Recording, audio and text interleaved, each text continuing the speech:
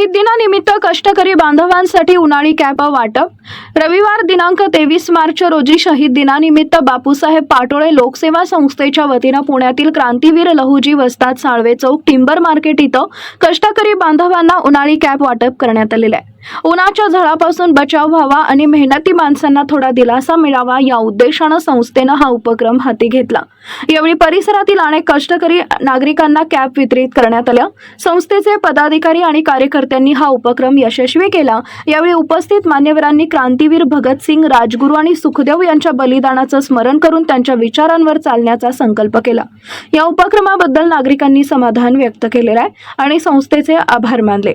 अशाच नवनवीन बातम्यांसाठी महाराष्ट्र न्यूज मराठीला सबस्क्राइब करा आणि ही बातमी जास्तीत जास्त लोकांपर्यंत शेअर करा। पुणे प्रतिनिधी ज्योतिबा सावंत, महाराष्ट्र न्यूज मराठी।